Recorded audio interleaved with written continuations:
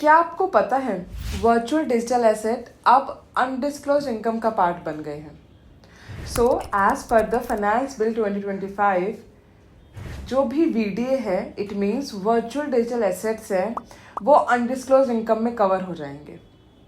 Well अब point ये आता है कि क्या होती है अनडिस्क्लोज इनकम, क्यों इसके बारे में इतनी बात की जा रही है, क्या इम्पैक्ट होने वाला है आपको, इन सभी चीज़ों को आज हम डिटेल में समझेंगे। So without wasting much more time let's start this video.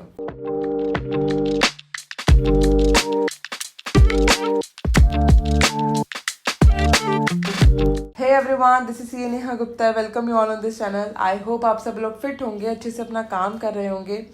मैं आ गई एक और इंटरेस्टिंग वीडियो के साथ। बट वीडियो में आगे बढ़ने से पहले हमेशा की तरह एक छोटी सी रिक्वेस्ट, प्लीज़ चैनल को सब्सक्राइब कर देना एंड बेल नोटिफिकेशन को भी प्रेस कर देना, जिससे कि आपको नोटिफिकेशन मिलता रहे, हमें मोटिवेशन मिलता रहे और काम करने का। वर्चुअल डिजिटल एसेट्स या फिर मैं बोलूँगी क्रिप्टो करेंसी।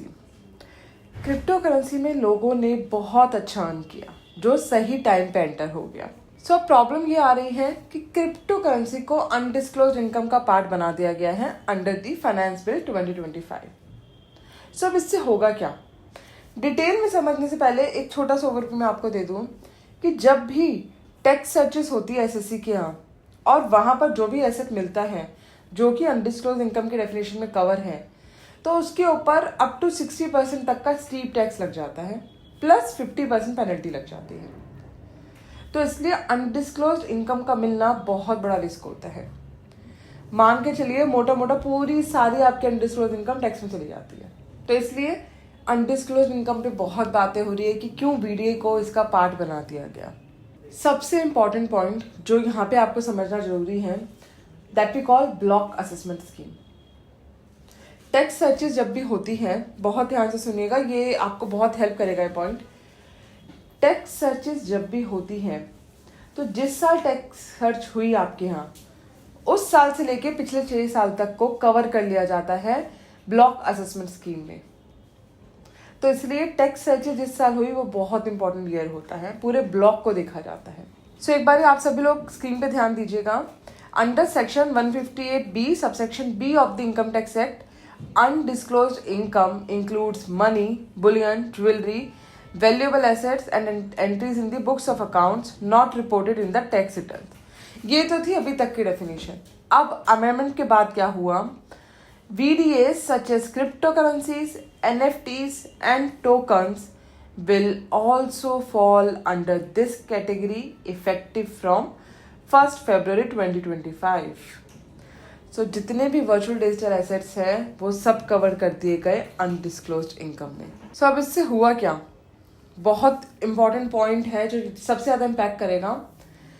फ्लैट 60% टैक्स आपको पे करना पड़ेगा on the undisclosed income for the complete block. So I hope आप सब लोग को समझ में आ गया होगा। Flat 60% tax on the total undisclosed income for the block assessment period.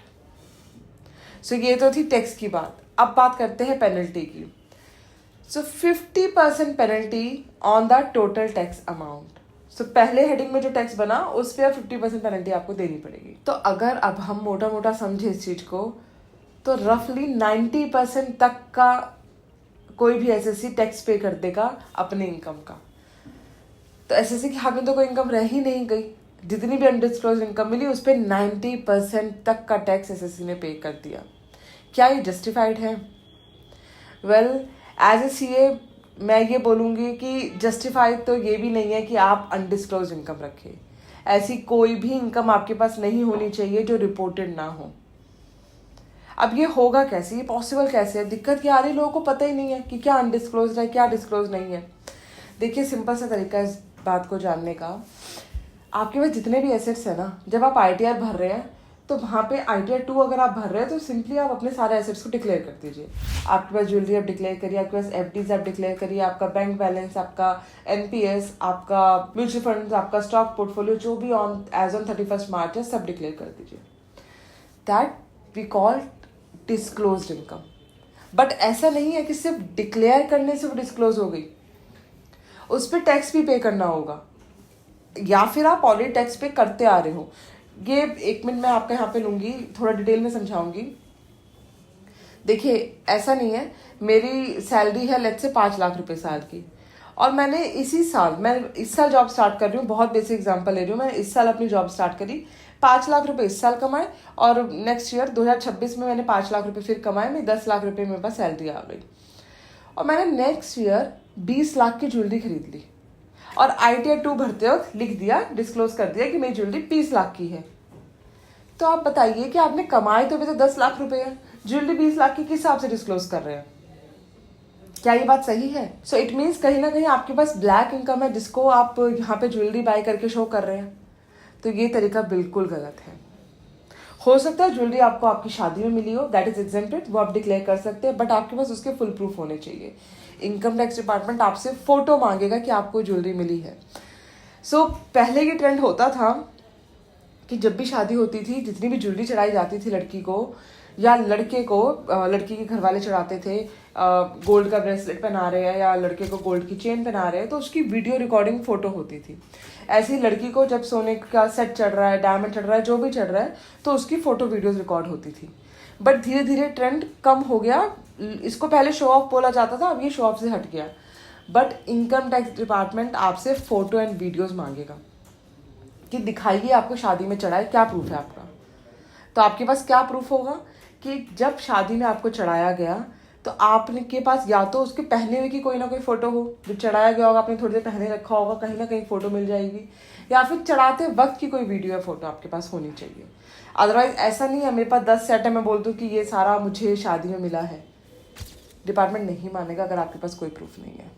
Please be noted, income tax की सर्चेस जब होती है, रेट जब होती है, बहुत तरीके से काम करना होता है। इस तरीके से नहीं हम कुछ भी XYZ बना दे उस टाइम पर डिपार्टमेंट को दिखा दें। तो इसीलिए जब भी आप अपने एसेट्स ले तो एक तो वो वाइट में हो प्लस वो रिकॉर्डेड हो। एंड मैं हमेशा से यही एडवाइस करती हूँ, वाइट में ही काम करिए, टैक्स जितना बनता है पे करिए, टैक्स को प्लान करिए, इवेड मत करिए। इट मीन्स चोरी करने की कोशिश ना करिए, प्लानिंग पूरी करिए, जितनी भी लॉफुल तरीके से टैक्स सेव हो सकता है उसे सेव करिए। सो अनडिस्क्लोज्ड इनकम, अब आई होप आप लोगों को समझ में आ गई होगी, वो इनकम जो आज तक आपने इनकम टैक्स वालों को बताई ही नहीं कि आपकी इनकम है। अब इनकम टैक्स डिपार्टमेंट आपके पास आए हैं तो उनको पता चली है ये आपकी इनकम है, इतना कैश मिला है आपके घर से, इतनी ज्वेलरी मिल गई आपके घर से, तो डिपार्टमेंट को पता चली है इनकम है। That we called undisclosed income. So please avoid to create any kind of undisclosed income. And अगर आपकी कोई भी क्वेरी है तो आप मुझे कमेंट सेक्शन में पूछ सकते हैं या फिर मुझे कॉल भी कर सकते हैं। नंबर है 8375831676, या फिर डायरेक्टली आप मुझे मेरी वेबसाइट पे भी लिख सकते हैं। वेबसाइट है CA-नेहा-गुप्ता.com। एंड अगर वीडियो अच्छी लगी तो चैनल को सब्सक्राइब करना ना भूले। मिलते हैं अपने नेक्स्ट वीडियो में, टिल देन बाय बाय।